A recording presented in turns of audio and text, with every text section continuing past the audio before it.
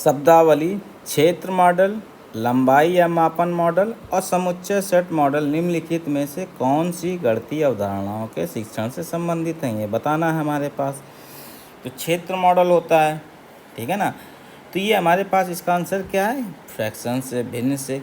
देखते हैं किस तरीके से। देखो पहले जो होता है क्षेत्र मॉडल, क्षेत्र मॉडल में क्या होती है, इस विधि में क्या होता है, आकृति को विभाजित करके भिन्नों की कल्पना कराई जाती है। जैसे आयत है, ठीक है, वृत्त है, इनको समान भागों में या अलग अलग भागों में बांट दिया जाता है, कितने भाग है, ठीक है ना, इस तरीके से।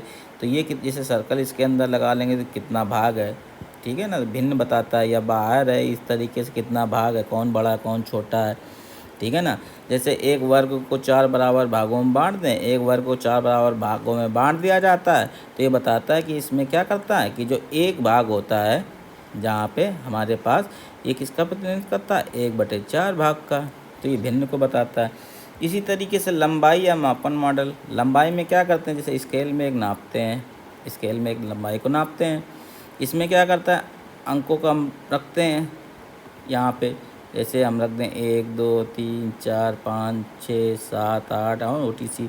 तो यहाँ पे जब लंबाई नापते हैं, किसी चीज़ को नापते हैं, तो बीच में कुछ पॉइंट आते हैं, दशमलव में आते हैं, ठीक है, जिनको हम किससे बताते हैं, भिन्नों की प्रणाली से समझाया जा सकता है, या भिन्नों की अवधारणा को समझाने में हेल्प मिलती है।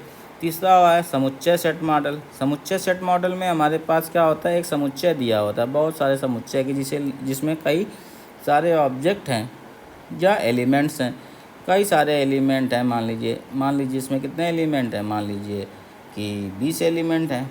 टोटल कितने, टोटल हमारे पास इसका ऑर्डर या कार्डिनैलिटी कितनी है, 20 एलिमेंट हैं। तो इसमें से 2 चुन लिए जाते हैं, तो कितना हो जाएगा, तो 2 चुन लिए गए तो 2/20, 20 में से 2 चुन लिए तो कितना भाग हो गया, 1/10 भाग हो गया। तो ये भी भिन्नों की अवधारणा को समझाने में काम आता है। तो उसका सही आंसर आ जाएगा भिन्न या फ्रैक्शंस।